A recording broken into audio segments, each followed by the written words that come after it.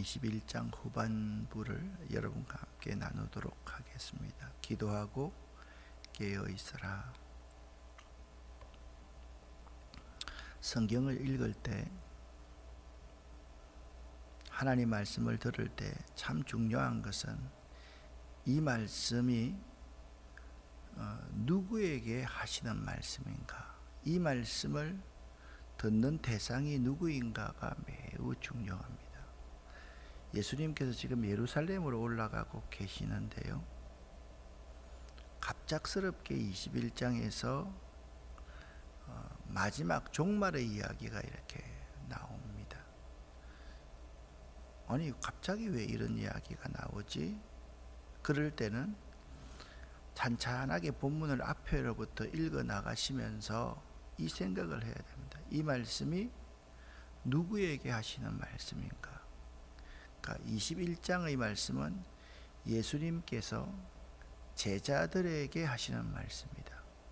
제자들이 궁금한 것을 예수님께 묻고 예수님은 답을 하는 부분이다 라고 생각하시면 되겠습니다. 21장은요, 장차 십자가에서 당할 주님의 고난과 더불어 주를 따르는 모든 그의 제자들도 역시 고난을 받게 될 것이다 라는 것을 21장에서 암시하고 있습니다. 예수 그리스도를 따르는 삶은요, 행복과 기쁨이 넘치는 삶이지만 동시에 행복과 기쁨이 넘치기도 하지만 동시에 핍박과 고난이 따르는 희생적인 삶이다. 그것을 21장에서 누가는 예수님과 제자들의 대화 가운데서 우리에게 하고 싶었던 메시지입니다. 다시 한번 말씀을 드립니다. 예수 그리스도를 따르는 삶에 반드시 있어야 될 것이 행복과 기쁨이 넘치는 삶입니다. 그래서 예를 들면 누가복음 19장에서 삭개오가 기뻐하여 예수를 영접하거늘, 그때 우리가 함께 말씀을 나누면서 이런 말씀을 들었습니다. 삭개오가 그때 누렸던 기쁨, 이것이 삭개오 인생의 가장 큰 자산이었다. 지금까지 한 번도 그것을 누릴 수가 없었으니까요. 예수를 만나서 예수를 영접해서 예수를 따른다는 이런 기쁨과 행복을 한 번도 누리지를 못했으니까요. 그 기쁨과 행복함이 있어야지 헌신할 수 있어요. 자기 모든 것을 다 드릴 수 있어요. 기쁨과 행복이 없으면 헌신할 수가 없어요. 동시에 헌신이라는 것은 뭘까요? 대가를 지불해야 되는 거거든요. 목숨을 내놓지 않고 내 인생을 내놓지 않고는 헌신, 핍박, 그게 올 수밖에 없거든요. 그래서 이 두 가지를 여러분들이 잘 생각해야 된다. 다시 한번 강조하면, 여러분과 저도 예수를 따르는 삶을 살려고 하면 기쁨과 행복을 찾아야 돼요. 기뻐야 돼요. 행복해야 돼요. 이게 없으면 안 돼요. 그런데 이 기쁨과 행복은 반드시 대가를 동반하는데, 여기는 핍박과 고난과 아픔이 있을 수밖에 없다라는 거예요. 그러면 우리가 예수의 제자로 살아가려고 하면서도 기쁨과 행복도 누리면서 이 땅에서 평안하게 살아야겠다. 그건 가짜 복음입니다. 그런 복음은 없습니다, 세상에. 그게 어렵죠. 그래서 예수님께서 말씀합니다. 누구든지 나를 따라오려거든 자기 십자가를 지고 나를 따라야 한다. 그러지 않으면 나를 따를 수 없다. 그렇게 말씀을 하고 있습니다. 예수님께서 이제 오늘은 예루살렘 성의 몰락에 대해서 예언하십니다. 쉬운 성경으로 같이 읽어보겠습니다. 예루살렘이 군대에 포위당한 것을 보면 예루살렘의 파괴가 곧 다가왔다는 것을 깨달아라. 그때 유대에 있는 사람들은 산으로 도망하여라. 예루살렘 안에 있는 사람들은 빨리 빠져나가거라. 시골에 있는 사람들은 예루살렘 안으로 들어가지 마라. 그것은 이 날이 바로 징벌의 날이기 때문이다. 기록된 모든 것이 이루어질 것이다. 그날에는 임신한 여자와 아기에게 젖먹이는 여자에게 화가 있다. 땅에는 큰 고통이 닥치겠고 진노가 이 백성에게 내릴 것이다. 그들은 칼날에 쓰러질 것이며 여러 나라의 포로로 붙잡혀 갈 것이다. 이방인의 때가 끝날 때까지 예루살렘은 이방인들의 발에 짓밟힐 것이다. 아멘. 실제로 AD 70년에 로마 군대에 의해서 예루살렘이 멸망하였지요. 그래서 유대인들의 역사를 이렇게 보면 있잖아요. 예루살렘 성전의 멸망, 그것이 성전 그 자체는 세 번 있잖아요. 첫 번째는 솔로몬 성전, 두 번째는 스룹바벨 성전, 세 번째는 헤롯 성전. 기억나시죠? 그죠? 이 성전들이 이제 바벨론에 의해서 계속 멸망되어 가고 로마에 의해서 세계 최강국에 의해서 이 성전이 멸망되어 갑니다. 이게 세계 최강대국에 의한 예루살렘 성전의 멸망이 그들이 힘이 강해서 예루살렘을 멸망시킨 게 아니라 하나님께서 이스라엘 민족을 치는 심판이다. 그렇게 생각을 하셔야 된다. 그걸 가르치고 있는 거죠. 이때는 멸망의 가정한 것이 서지 못할 곳에 서게 된다라는 거죠. 그 나중에 또 말씀드린 안디오쿠스 에피파네스라는 수리아 장군은요, 예루살렘 성전 안에 유대인들이 가장 싫어하는 돼지 피를 그냥 그게 뿌립니다. 정오심을 바라게 만드는 거죠. 그러니까 멸망의 가정한 것이 도무지 서지 못할 곳에 서게 될 것이다 라고 말씀을 하고 있습니다. 그 말씀을 지금 하고 있는 거예요. 주후 168년 시리아의 왕 안티오쿠스 에피파네스, 이 사람이 이제 적그리스도의 역할을 하는 거죠. 안티오쿠스 에피파네스라는 사람, 이 사람이 적그리스도고 나쁘다. 그것보다 더 중요한 것은 이스라엘 백성들이 제대로 된 믿는 자의 삶을 살지 못했다. 그 점을 생각해야만 됩니다. 그날에 한가롭게 어린아이에게 젖먹이다가 여인은 잡혀가고 아이도 잡혀간다. 여인이 욕보임을 당하고 아이도 평생 노예로 끌려가게 된다라고 말씀하고 있습니다. 그들은요, 안이하게 있으면 칼날에 쓰러질 것이고 여러 나라의 포로로 잡혀갈 것이다 라고 예수님께서 말씀하시면서 예루살렘이 이방인들에게 짓밟힘을 당할 것이다. 그러니까 지금도 사실 예루살렘 때문에 이스라엘과 그 아랍 쪽에 있는 사람들이 싸우잖아요. 서로 차지하려고 싸워서 지금 예루살렘을 나누어 놨잖아요. 그런 것들이 이제는 반반 서로 차지하고 있는 그러한 단계에 있지만 사실 하나님의 심판의 때가 그렇게 멀지 않았다. 자, 또 말세의 징조를 말합니다. 누가 누구에게 하시는 말씀이라고요? 예수님께서 제자들에게 하시는 말씀이다. 예수님께서 제자로 살아가려는 우리에게 하시는 말씀이다. 같이 읽어보겠습니다. 해와 달과 별들에게서 징조가 있을 것이다. 땅에서는 민족들이 바다와 파도의 소리에 당황할 것이다. 사람들은 세상에 닥칠 일을 예상하며 두려워하고 기절할 것이다. 이것은 하늘에 있는 권세가 흔들릴 것이기 때문이다. 그때 사람들은 인자가 구름을 타고 능력과 큰 영광으로 오는 것을 볼 것이다. 이러한 일이 일어나기 시작할 때 일어서서 너희의 머리를 들어라. 이는 너희의 구원이 가까이 오고 있기 때문이다. 아멘.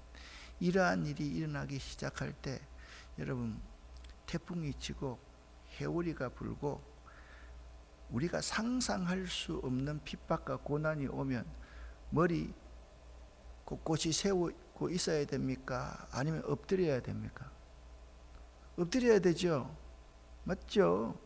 그거 말하는 거예요. 환난과 핍박이 오면 피해라. 그런데 그날에 이런 징조가 보거든 너희 머리를 들어라. 그래서 하늘을 우러러 봐라. 하나님을 봐라. 우리가 이렇게 힘들게 핍박과 고난, 예수님을 따르는 기쁨과 행복을 만끽하기 위해서 내 모든 것을 그분께 다 바치는 고난과 핍박의 삶을 살고 있는데, 그때가 되면 이제 주님 오실 날이 가까웠다. 내가 구원을 받겠구나. 그런 희망을 가져라. 그렇게 말씀하고 있습니다. 말세에는 무서운 천재지변이 일어날 것이다.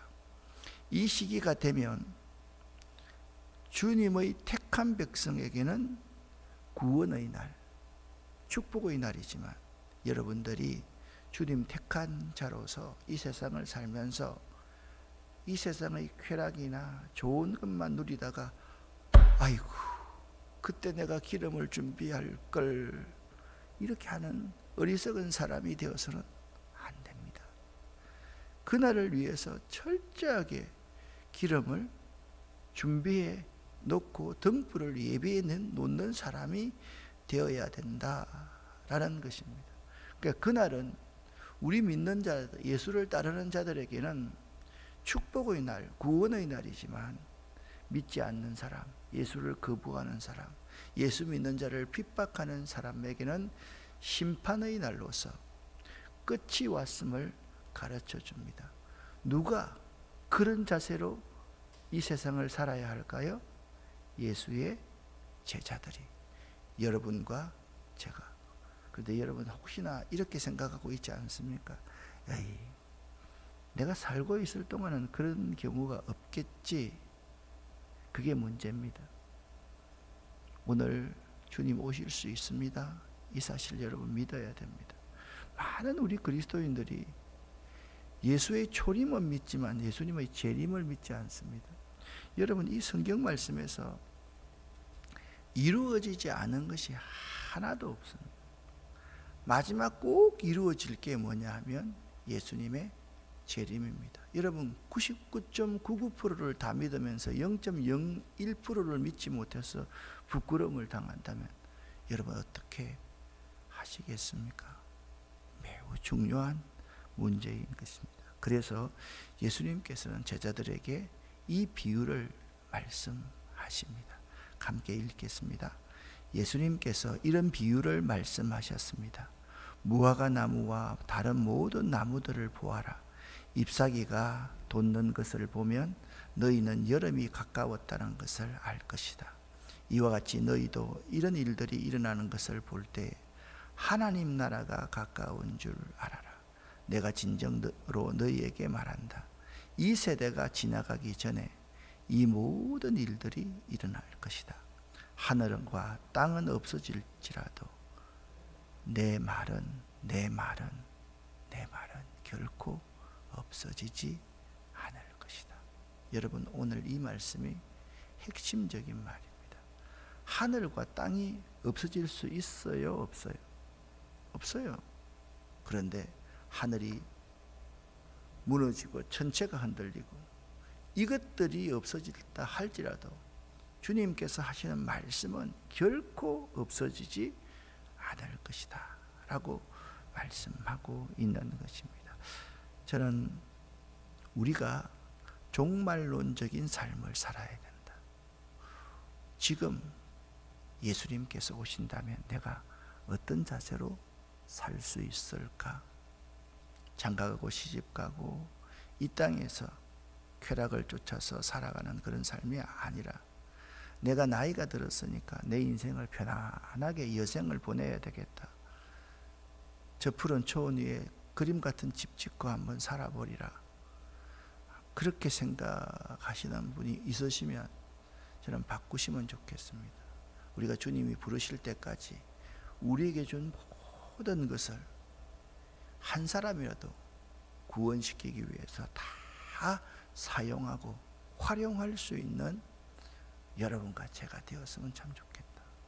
그래야지 주님 앞에 갔을 때 부끄러운 삶을 살지 않는다. 여러분, 텃밭 농사를 하시는 분들은 텃밭의 제일 중간에 긴 비닐하우스 옆에 휴게실이 있습니다. 거기 가면 무화과 나무 2그루가 크고 있습니다. 자, 무화과 나무 잎이 지금 이렇게 대가 4-5개 올라가지고 작은 잎이 커집니다. 작은 잎이 커지면 그 나무가 뭘 하겠어요? 광합성 작용을 하기 시작합니다. 이 식물에게 있어서 광합성이라는 게 엄청나게 중요하거든요. 가보시면 한기현 장로님이 긴 데서 키우는 토마토와 제가 수경재배로 키우는 토마토의 차이점이 있습니다. 거기는요, 위에 그늘막을 다 걷었어요. 그러니까 대비도 잘 하실 뿐만 아니라 광합성 작용이 일어나니까 이 토마토의 대가 이만큼 굵습니다. 그런데 제가 키우고 있는 수경재배실에 가면 토마토의 굵기가 이렇게 가늡니다. 왜 그럴까요? 예? 광합성 작용을 덜 하기 때문에 당연히 그럴 수밖에 없죠. 제가 지금 고민입니다.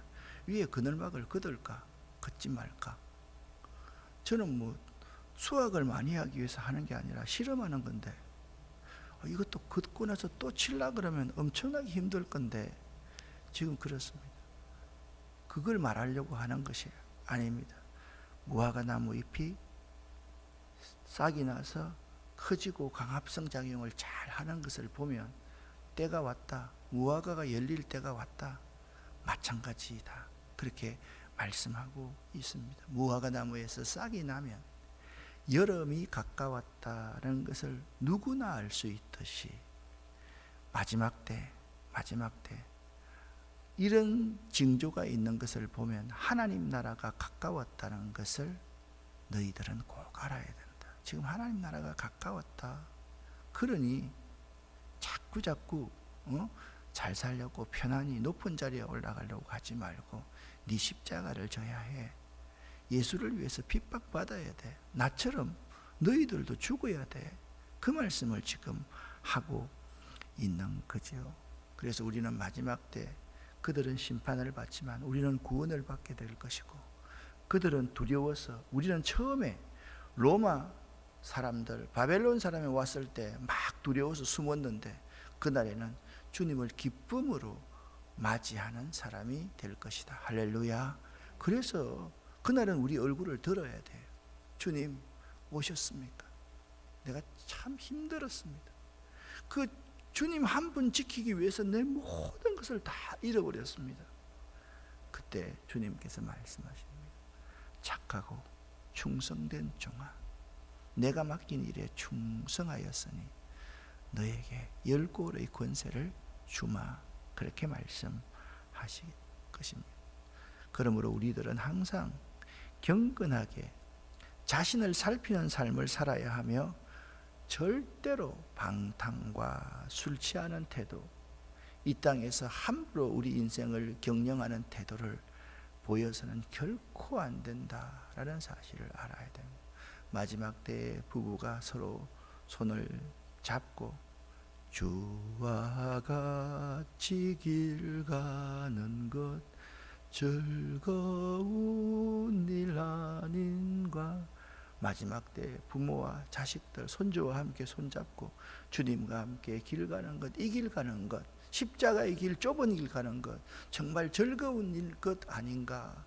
그렇게 고백할 수 있는 여러분 될 수 있기를 예수 이름으로 간절히 축원합니다. 주님께서 말씀하십니다. 이 세대가 지나가기 전에 이 일이 다 이루어지리라 말씀하고 있습니다. 이 말씀은 주님의 재림 때까지는 그리스도의 모든 말씀이 다 이루어지고, 아까 제가 말씀드렸잖아요. 0.01% 그 주님의 재림은 반드시 이루어진다. 천지는 없어지겠거니와 내가 너희에게 말한 이 말씀은 하나도 땅에 떨어지지 않고 다 이루어지리라 말씀하고 있습니다. 우리에게 참 큰 복은 어떤 복이냐? 따라합시다. 이 말씀을 믿고 따르는 것. 아멘. 그게 가장 큰 복입니다. 이 하나님의 말씀을 믿고 따르는 것이 가장 큰 복이다. 마지막 날에 교회에서 주의 종이 해야 될 가장 큰 사역은 하나님의 말씀을 하나님의 말씀으로 선포하는 것이고, 성도들은 이 말씀을 믿고 이 말씀대로 따르는 것이다. 이걸 잊지 말아야 돼요. 마지막 때 다른 것에 우리가 관심을 가지면 안 됩니다. 그래서 오늘 제자들에게 예수님께서 결론적으로 이렇게 말씀하고 있습니다. 기도하고 깨어 있어라. 같이 읽습니다. 내 마음이 방탕과 술 취함과 삶의 걱정으로 무겁게 눌리지 않도록 하여라. 그날이 마치 덫처럼 갑자기 내게 다가올 것이다. 그날은 온 땅 위에 살고 있는 모든 사람들에게 다가올 것이다. 일어날 이 모든 일들을 피할 힘을 얻고 인자 앞에 서기 위하여 항상 기도하며 깨어 있어라. 예수님께서 낮에는 성전에서 가르치시고 밤에는 밖으로 나가셔서 올리브라고 불리는 산에서 기도하며 지내셨습니다. 모든 사람들은 아침 일찍 일어나 예수님께 말씀을 들으려고 성전으로 나왔습니다. 아멘. 이 그림을 한번 그려보십시오. 마지막 날 우리들이 살아야 될 모습을 생생하게 그대로 그리고 있습니다. 마지막 때 타락한 생활을 하지 말아라. 그날은 반드시 모든 사람에게 다 임한다. 35절 가장 중요한 말씀입니다. 일어날 이 모든 일들을 피할 힘을 얻고 끝까지 어제 인내하는 자는 구원을 얻는다. 그러니까 피할 힘을 얻어라. 인자 앞에 서기 위해서 항상 예수 부인하지 말고 끝까지 깨어서 기도하여라. 예수님은 성전에서 가르치고 계시고 밤에는 깨어서 기도하셨는데 모든 사람들이 아침 일찍 일어나 주의 성전에 오르며 하나님 말씀을 들으려고 성전으로 나오는, 저는 이 그림을 그리면서 이 새벽 예배 이 말씀을 듣는 사람들, 우리 교우들에게 이 축복의 메시지가 꼭 전해졌으면 좋겠다. 여러분, 가장 큰 행복은 뭐라 그랬습니까? 주님 말씀을 듣고 주님 말씀 따르는 거라 그랬습니다. 여러분, 가장 큰 행복이 무엇입니까? 자녀들이 잘 되는 것 가장 큰 행복입니까? 그것보다 우선되는 게 있습니다.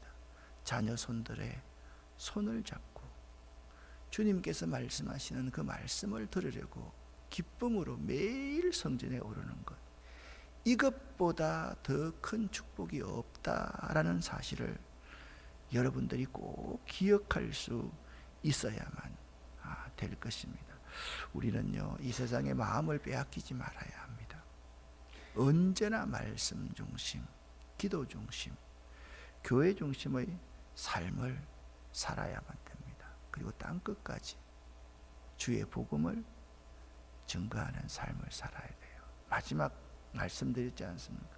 자꾸 마지막을 가면서 뭘 모아가지고 내가 우리 후손들에게 남겨줘야 되겠다, 그렇게 생각하지 마십시오.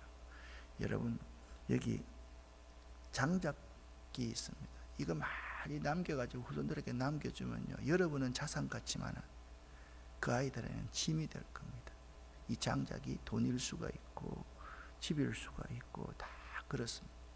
그런데 이 장작을 패는 방법, 그 패는 방법을 잘 가르쳐서 그들이 정말 하나님을 잘 섬기고 살도록 해야 하지 않겠습니까? 사단은요, 계속적으로 충동질해서 우리를 넘어뜨리려고 할 것입니다. 그래서 우리는 대비하고 또 대비하지 않으면 뭐가 필요하냐? 힘써 올리브산에 올라가신 예수님처럼 깨어서 힘써 기도해야 됩니다. 잠잘 것 다 자고 할 것 다 하고 놀 것 다 놀고 어떻게 주님의 제자로서 주님을 따르는 삶을 살 수 있겠습니까? 오늘 말씀의 결론입니다. 사랑하는 성도 여러분, 오늘 예수님께서 제자들에게 하시는 말씀입니다. 여러분과 제가 예수님의 제자가 되어야만 합니다. 지금도 예수님께서 우리를 데리고 가시면서 내가 너희에게 말한다. 마지막 때가 되면 될수록 나의 말씀을 잘 듣고 나의 말씀을 지켜 행하도록 하여라. 나는 너희가 행복했으면 좋겠다. 나는 너희가 기뻤으면 좋겠다. 그러나 그 행복과 기쁨을 위해서 너희가 고난도 감내하고 너희 모든 것을 다 주를 위해서 내어놓고 핍박도 감내하지 않으면 이 진정한 행복과 기쁨을 맛볼 수가 없어. 아멘 하거라. 아멘 하고 따르시는 여러분과 제가 될 수 있기를 예수 이름으로 간절히 축원합니다. 기도하겠습니다. 하나님 아버지요, 우리가 예수님 제자로 살고 싶습니다. 우리가 삭개오가 누렸던, 구원받은 사람들이 누렸던 그 행복과 기쁨도 경험하면서 살기를 원합니다. 그것이 우리 온 자산이 되기를 원합니다. 그러나 이걸 위해서 주님께서 오늘 우리에게 도전하십니다. 너희가 핍박과 환난과 고난도 함께 받아야 될 것이다. 그리고 너희 고개를 지금은 숙이고 있어야 될 것이다. 마지막 때가 되면, 그런 징조가 보이면 너희 머리를 들어라. 구원과 참된 행복이 우리에게 주어질 것이다. 말씀하시는 그 예수님의 말씀을 오늘 이 새벽 명심할 수 있도록 도와주시옵소서. 이 새벽에 하나님 말씀을 듣는 우리 모든 성도들을 축복합니다. 방송으로 이 말씀을 듣는 모든 성도들을 축복합니다. 하나님, 이들에게 예수의 제자가 누릴 수 있는 기쁨과 행복을 허락하여 주시옵소서. 예수 그리스도 이름으로 축복하옵고 간절히 기도 올립니다. 아멘.